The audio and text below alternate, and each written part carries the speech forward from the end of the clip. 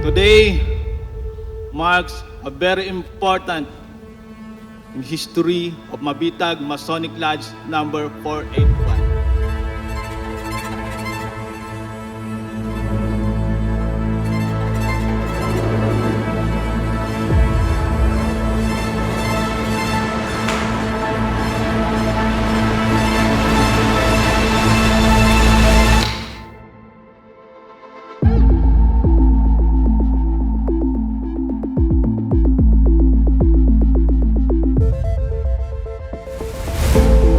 Ang watawat na naladlad sa inyong harapan ay siyang watawat ng ating bansa, ang Pilipinas. Kumakatawan ito sa isang bayang nagkakaisa na sa bawat humaymay ay may angkop na hugis ng kabuuan.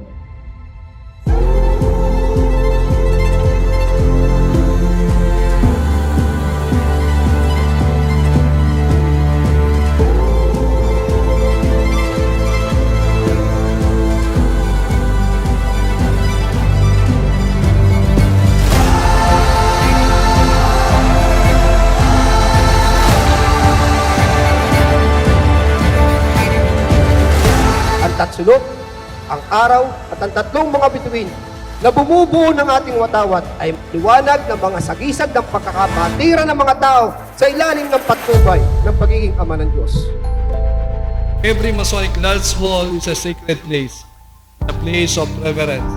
It's no place for any kind of levity. Masonic ceremonies, characterized by solemnity, are replete with symbolic meanings. Installations of the lodge observes a deep significance, like all Masonic ceremonials. The Worshipful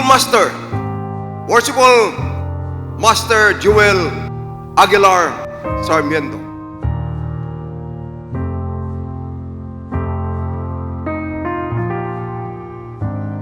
The working tools of our craft will next be given to you, that as a master workman, you may instruct the craftsmen in various duties and virtues which they have been selected to illustrate. The square.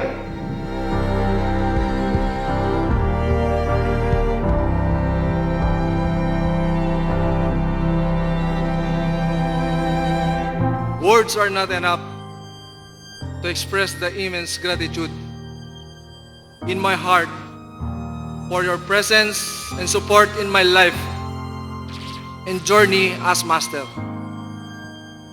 I am truly blessed and thankful for all of you as my brothers.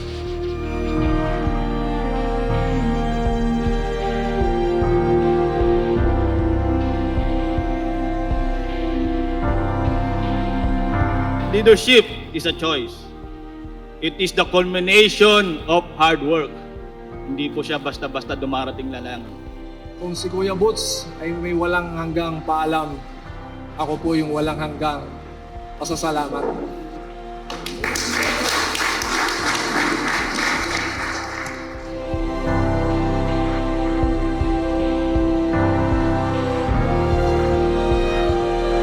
Our brotherhood will become stronger.